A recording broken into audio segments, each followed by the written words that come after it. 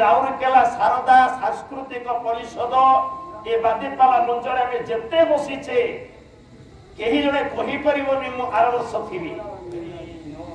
ମୁଁ ମତେ ଗ୍ୟାରେଣ୍ଟି କହିପାରିବିନି ଯେ ମୁଁ ଏମିତି ଭାବରେ ଅନ୍ୟ କୋଉ ମଞ୍ଚରେ ପାଲା କରିଥିଲି।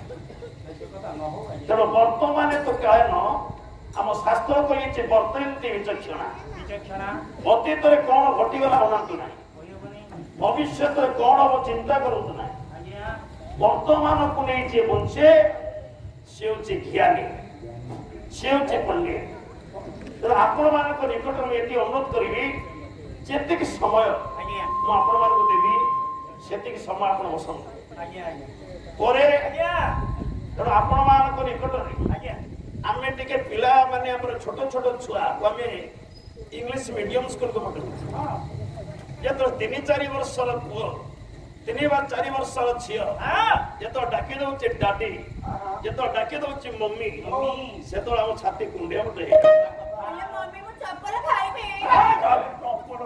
ଆମ ପୁଅ ଇଂଲିଶ କହିଲା, ଆମ ଝିଅ ଇଂଲିଶ କହିଲା, ଆମେ ଛାତିରେ ଗର୍ବରେ ଉତ୍ଫୁଲ୍ଲିତ, କିନ୍ତୁ ତାହା ଠିକ ନୁହେଁ। ପିଲା ଇଂଲିଶ ପଢୁ ମନା ନାହିଁ, ଇଂଲିଶ ଇଣ୍ଟରନ୍ୟାସନାଲ ଭାଷା, ପିଲା ଉନ୍ନତି କରିବେ, କିନ୍ତୁ ମାତୃଭାଷା ପ୍ରତି ସମ୍ମାନ। ପିଲାଙ୍କର ମାତୃଭାଷା ପଢା ଏଣିକି ଶବ୍ଦ ସବୁ ମରି ମରି ଯାଉଛି। କେତୋଟି ଶବ୍ଦ ଆଜ୍ଞା ଲିଭି ଯାଉଛି ଓଡ଼ିଶା ଭାଷା କୋଷ ଲିଭି ଯାଉଛି। ତେଣୁ ଏ ପାଲାକାର ମାନେ ଓଡ଼ିଆ ସାହିତ୍ୟ ଓଡ଼ିଆ ଭାଷାକୁ ବଞ୍ଚେଇବା ପାଇଁ ଚାମର ଧୈର୍ଯ୍ୟ ନାହିଁ, ମନୋରଞ୍ଜନ ପାଇଁ ନୁହେଁ। ପରେ ଆଜ୍ଞା ତେଣୁ ଓଡ଼ିଆ ଭାଷାର ଅସ୍ମିତାକୁ ନେଇ ମୁଁ ଆପଣମାନଙ୍କ ପରେ ମଙ୍ଗଳାଚରଣୀ କହିଛି। ଯଦୁମଣି ମହାପାତ୍ରଙ୍କର ପ୍ରବନ୍ଧ ପୂର୍ଣ୍ଣଚନ୍ଦ୍ର ଦ୍ୱିତୀୟ ଅଧ୍ୟାୟ ଆଜ୍ଞା ଶେଷ ପଦଟା ଆଜ୍ଞା ଶେଷ ପଦ କଣ କହିଲେ?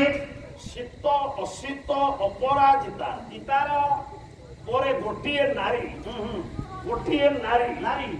ମୁଣ୍ଡରେ ଗଭା ବାନ୍ଧିଛି, ତା ଦେହରେ ଫୁଲ ଖୋଚିଛି 3ଟା ଫୁଲ କଣ ସାରେ? ଗୋଟିଏ ହଉଛି ଶୀତ ଅପରାଜିତା। ଶୀତ କହିଲେ ଧଳା, ଗୋଟେ ଧଳା ଅପରାଜିତା। ଆଉ ଗୋଟେ ଖୋସିଛି ବାପା ମାନେ ଜ୍ଞାନୀ ମାନେ ଅଶୀତ ଅପରାଜିତା। ସେଗୁଡା କଣ ମାନେ କଳା ଅପରାଜିତା। ମଝିରେ ଖୋସିଛି ଚମ୍ପା ଗଳି। ମୋ ମା ଭଉଣୀ ମାନେ ଖୋସା ପାରନ୍ତି ବା ଗଭା ପାରନ୍ତି, କାଳେ ଖସିଯିବ କଣ କରନ୍ତି? ମୁଣ୍ଡ କଣ୍ଟା ମାରନ୍ତି। ତେଣୁ ଏ ନାରୀଟି ଗୋଟେ ମୁଣ୍ଡ କଣ୍ଟା ମଧ୍ୟ ମାରିଛି, ସେ ଦେଖିବା ପାଇଁ ନା। ତେଣୁ ଏ 3 ଫୁଲ ମୁଣ୍ଡ କଣ୍ଟା ସେ ନାରୀ ସମେତ ମଙ୍ଗଳ ବିଧାନ କରନ୍ତୁ। ଅନୁଷ୍ଠାନଟିକୁ ସଦାବେଳ ପାଇଁ ଉନ୍ନତତର କରି ରଖନ୍ତୁ। ଆପଣଙ୍କର ଯେତେ ସଭା ମଞ୍ଚରେ ଆପଣ ବସିଛନ୍ତି ଆପଣ ମନରେ ଥିବା ମାନସିକ ଆଜ୍ଞା ପୂର୍ଣ୍ଣ କରି ଦିଅନ୍ତୁ, ରୋଗ ଶୋକ ନିବାରଣ କରନ୍ତୁ, ଅନୁଷ୍ଠାନରେ ଦୀର୍ଘଜୀବୀ ରଖନ୍ତୁ। ସର୍ବାନନ୍ଦେ ଆନନ୍ଦେ କବାର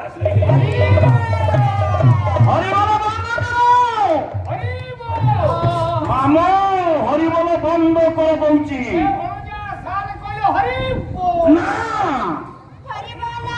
হরিবল বন্ধ করো। হরিবল বন্ধ করু কে আর বন্ধ করি কোন করি সারে? আরে হরিবল কোনটা যাই হরিনামর মহত্ব ইয়ে বুঝি না, সেই সাথে বন্ধ করল। অচ্যুতানন্দ কোন কলে কোন বন্ধ করলে? হরিনামর মহিমা কোন কোন আজ্ঞা? আজ আপনার যে অপেক্ষা করিবে ঝিওর বাপা কথা কই।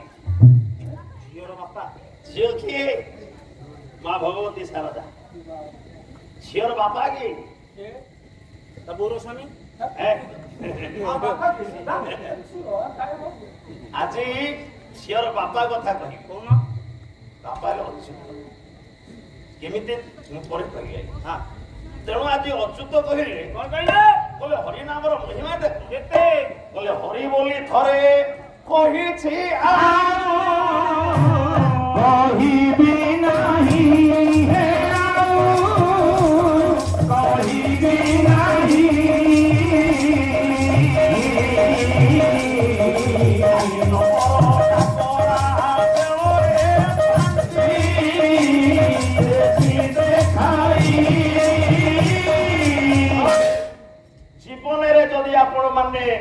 ହରି ବୋଲି ଥରେ ଉଚ୍ଚାରଣ କରିଥିବେ କଣ ହବ? ଅଚ୍ୟୁତାନନ୍ଦ ରାମକୁ ବୁଝେଇ କଲେ ରାମ ଗୁରୁଦେବ ରାମ ଗୁରୁଦେବ ଯମ ଯେତେବେଳେ ବାନ୍ଧିବା ପାଇଁ ଆସିବ ହଁ ପ୍ରମାଣ ଦେଖେଇ ଦେବି ଆରେ ଯମରେ ଦେଖେ ମୋ ଜୀବନରେ ଥରେ ହରି ବୋଲି କହିଦେଇଛି ଆଚ୍ଛା ଆଚ୍ଛା ତୋର ସାହସ ନାହିଁ ମତେ ବାନ୍ଧିକିରି ନବା ପାଇଁ ପରେ ଆଜ୍ଞା ହରିନାମର ମହିମା ଆପଣ ଭାଗବତ ଦେଖନ୍ତୁ କଣ ଲେଖା ହେଇଛି କଣ ଲେଖିଲେ? କହିଲେ ଯେ ହରି ନାମ ଥରେ ସ୍ମରେ ପବିତ୍ର ଅନ୍ତର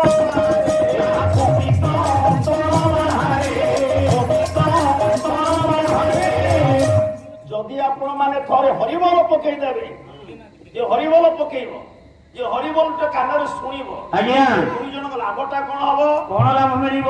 ନା ପବିତ୍ର ଅନ୍ତର ବାହାରେ ତାମାନେ ବାହ୍ୟ ପବିତ୍ର ହେଇଯିବ ସ୍ନାୟୁମଣ୍ଡଳ ବାୟୁମଣ୍ଡଳ ପବିତ୍ର ହବ ଏ ଅନ୍ତର୍ନିହିତ ଦେଶରେ ମଧ୍ୟ ପବିତ୍ରତା ଆସିବ ଆସିଯିବ ଆପଣ ମନଟା ସ୍ଥିର ହେଇଯିବ କିଛି ପ୍ରଭୁ କଥା ଶୁଣିବ ଶୁଣିବା ପାଇଁ ସେଇଥିପାଇଁ ଗାୟକ ମାନେ ପ୍ରାରମ୍ଭରେ ହାତ ଯୋଡ଼ିକରି ନିବେଦନ କରନ୍ତି ହରିବୋଲ ଟିକେ ପକା ପକେଇବା ପାଇଁ ହରିବୋଲ ଟିକେ ପକା ଆଜ୍ଞା ତାଙ୍କର କଣ ଲାଭ ଆଜ୍ଞା ଲାଭଟା ଏତିକି ଆପଣ ମାନଙ୍କ ପାଇଁ ଆମେ କହୁଛୁ ପରେ ଆଜ୍ଞା ତୁ ଆଜି କଣ୍ଟକଟା ହରିବୋଲ ବନ୍ଦ କର ମୁଁ ସାର୍ ବନ୍ଦ କରିବାର କାରଣ ଅଛି କାରଣ କଣ କହ ଆପଣ କହିଲେ ଆମ ଭାଷା ହେଲା ଓଡ଼ିଆ ଯଦି ଆପଣ ଓଡ଼ିଆ ଭାଷାରେ ମଙ୍ଗଳାଚରଣ ପାଠ କଲେ ଆଚ୍ଛା ମଙ୍ଗଳାଚରଣକୁ ଆପଣ ଅନ୍ୟାୟ କରୁଛନ୍ତି ଅନ୍ୟାୟ ନୁହେଁ ଅନ୍ୟ ହଁ ସେଇ ଅନ୍ୟାୟ କରୁଛନ୍ତି ଟୀକା କରୁଛନ୍ତି ନାଇଁ ଟିକେ ମୁଁ ସଂକ୍ଷିପ୍ତ ଟୀକା ନ କରିବ ଆପଣ କହିଲେ ହରିବୋଲ ପକେଇବାକୁ ମୁଁ ବନ୍ଦ କରି ତୁ ମୋ ଉପରେ ନା ମୁଁ ତୋ ଉପରେ ନାଇଁ ଆପଣ ମୋ ଉପରେ ଆଉ ତୁ କଣ ମୋ ଉପର ଭଳିଆ କଥା ହଉ କାଳେ ଆପଣଙ୍କର ମନେ ନଥିବ ମନେ ପକେଇଦେଲି ତାହେଲେ କଣ ବୁଝିବୁ କହ ପ୍ରଥମେ ବୁଝିଲି ସେ ନାରୀ କିଏ ଅଛି କୋଉଠି? ନାରୀ ଅଛି କଣ ତା ଆଇଡେଣ୍ଟ ସିକ୍ୟୁରିଟି ସଂସ୍କୃତରେ ଦଉଛି ଆପଣ ସ୍କନ୍ଦ ପୁରାଣ ହଁ କବି ହେଲେ କୃଷ୍ଣ ଦେବର ଭଗବାନ ବ୍ୟାସ କଣ କହିଲେ ପ୍ରଭୁ ନାରୀର ଠିକଣା ଆଜ୍ଞା ଆଜ୍ଞା କହିଲେ ମୋ ଦଧି ଉତ୍ତର ପାର୍ଶ୍ୱେ କ୍ଷେତ୍ର ଇତି ସ୍ମୃତ ଅନ୍ନତମ ପୁଣ୍ୟ ବିଦିତ ପାବନ ପୁରୀ